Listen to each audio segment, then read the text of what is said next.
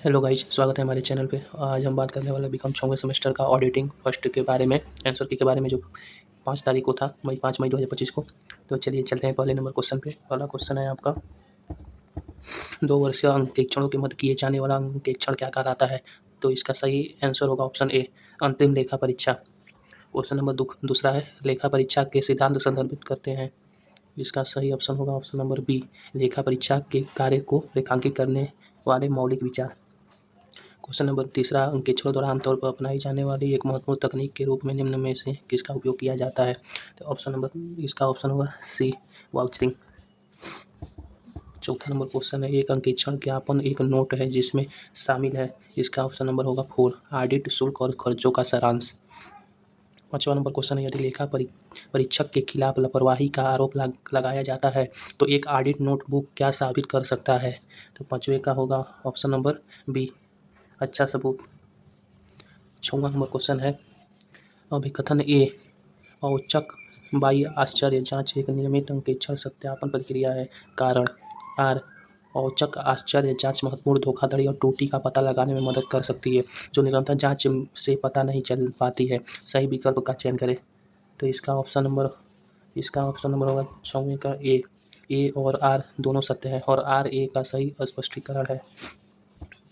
अब आते हैं तो 7वें नंबर क्वेश्चन पे, अभिकथन ए और कारण आर के बीच संबंध के आधार पर सही विकल्प चुनें। अभिकथन ए, परीक्षण जांच अंकेक्षण के समय और लागत दोनों बचाने के लिए नियोजित की जाती है। कारण आर, परीक्षण जांच के पुस्तकों में दर्ज सभी लेन देन की जांच करना शामिल है। इसका ऑप्शन नंबर होगा ए और आर दोनों सत्य हैं और आर ए का सही स्पष्टीकरण है। 8वां नंबर क्वेश्चन, गहरी अंकेक्षण का सिद्धांत सबसे उपयुक्त है। तो 8वें का क्वेश्चन नंबर होगा ए, बिना किसी आंतरिक प्रणाली वाली छोटी फर्मों के लिए। इस पर जो टिक लगा है उस पर ध्यान मत दीजिए, किसी बच्चे ने लगाया है। आगे बढ़ते हैं, हम जो बोल रहे हैं उस पर ध्यान दीजिए आप लोग। कौटिल्य के अर्थशास्त्र के अनुसार लेखांकन की केंद्रीकृत प्रणाली के लिए मुख्य रूप से कौन सा अधिकारी जिम्मेदार था?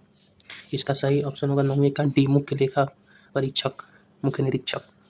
कौटिल्य के अर्थशास्त्र में खातों की आवधिक जांच और निरीक्षण का प्राथमिक उद्देश्य क्या बताया गया? तो 10वें का ऑप्शन नंबर होगा सी, विसंगतियों, गमन और अक्षमता का पता लगाना।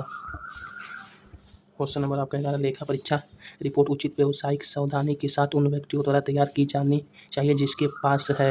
11 का ऑप्शन नंबर होगा डी, मुख्य रूप से कंपनी प्रबंधन दल का ज्ञात। यहाँ पे कुछ कन्फ्यूजन है दोस्त, यहाँ पे ऑप्शन नंबर बी भी हो सकता है, लेखा परीक्षा के पर्याप्त प्रशिक्षण, अनुभव और क्षमता। आप लोग देख लीजिए अपने हिसाब से, बी या डी हो सकता है। चलिए क्वेश्चन नंबर 12 पे, अंकेक्षण कार्य संबंधी पत्र में कौन शामिल नहीं किया जाता है? इसका होगा ऑप्शन नंबर डी, आयकर रिटर्न। ऑप्शन नंबर 13 है, वार्षिक लेखों के साथ अंकेक्षण रिपोर्ट दी जाती है। इसका होगा ऑप्शन नंबर ए, इसका 13 का वैधानिक अंकेक्षण द्वारा। क्वेश्चन नंबर 14, एक अंकेक्षण टेस्ट की तरह है, निगरानी कुत्ता, watch dog. Option number B, 14 का बी सही है। अंकेक्षण नोटबुक है, 15 का होगा ए, अंकेक्षण की व्यक्तिगत नोटबुक। क्वेश्चन नंबर 16 का होगा, आंतरिक जांच निम्न में पूरी प्रणाली का एक हिस्सा है, आंतरिक नियंत्रण। 16 का होगा ये। क्वेश्चन नंबर 17 है, आंतरिक जांच की व्यवस्था किसी संगठन में तब मौजूद मानी जाती है जब। तो 17 का ऑप्शन नंबर होगा ए, किसी कर्मचारी को किसी दूसरे कर्मचारी को काम की जांच करने के लिए विशेष रूप से नियुक्त किया जाता है। क्वेश्चन नंबर 18, निम्न स्थिति पर विचार कीजिए। तो इसका ऑप्शन नंबर होगा दोस्तों सी, इसका 18 का ऑप्शन नंबर होगा ए और तीसरा, पहला और तीसरा। क्वेश्चन नंबर 19 है, साझेदारी फर्म में मामले में बाह्य अंकेक्षण का क्या क्षेत्र किसके द्वारा तय किया जाता है? इसका ऑप्शन नंबर ए होगा कंपनी अधिनियम द्वारा। क्वेश्चन नंबर 20 है आपका, क्वेश्चन नंबर 20, अंकेक्षण मानक अंकेक्षण प्रक्रिया से इस तरह से भिन्न है कि प्रक्रियाएं निम्न से संबंधित होती हैं। इसका होगा 20वें का ऑप्शन नंबर बी, अंकेक्षण सिद्धांत। ऑप्शन बी 20वें का ऑप्शन। ऑडिट शब्द लैटिन शब्द ऑडिट से लिया गया है जिसका अर्थ है सुनना। Option C. 21वां का सी, निम्न में से कौन नियमित जांच के लक्षण है? 22 का आपका होगा बी, सरलता।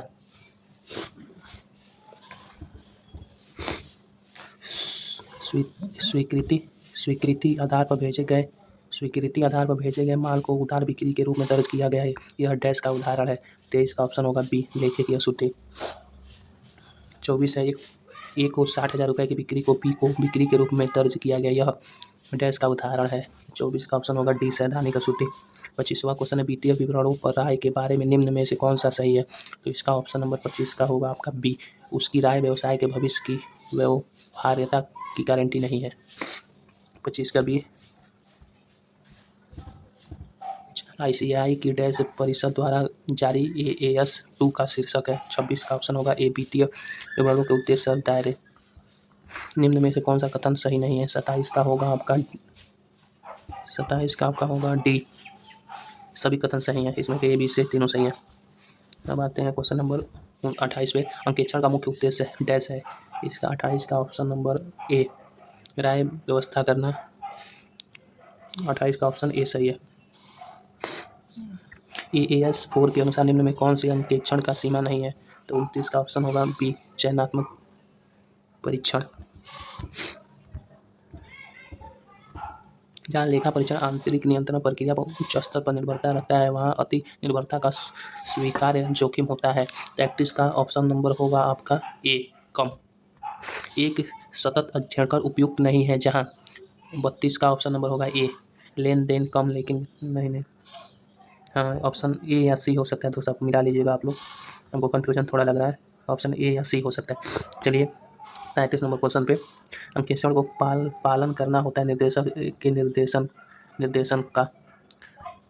34 नंबर क्वेश्चन है, नमूनाकरण का उपयोग किस मामले में किया जाता है, इसका होगा ऑप्शन नंबर 34 का सी, लेखा परीक्षण द्वारा नमूना जांच।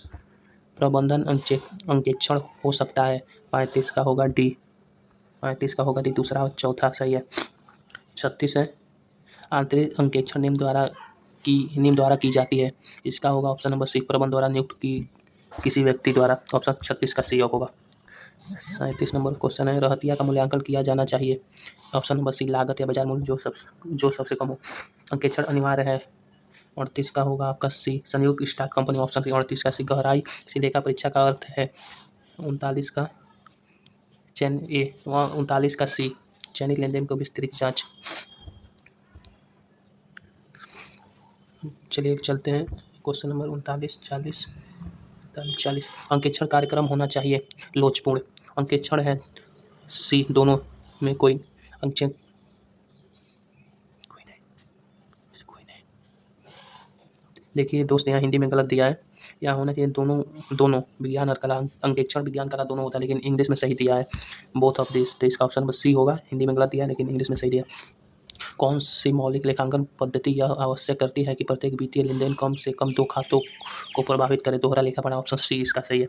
निम्न प्रक्रियाओं पर विचार करें, इसका ऑप्शन 43 का होगा सी, दूसरा पहला, तीसरा पहले आएगा सत्यापन, फिर आएगा मूल्यांकन, फिर आएगा प्रमाणन।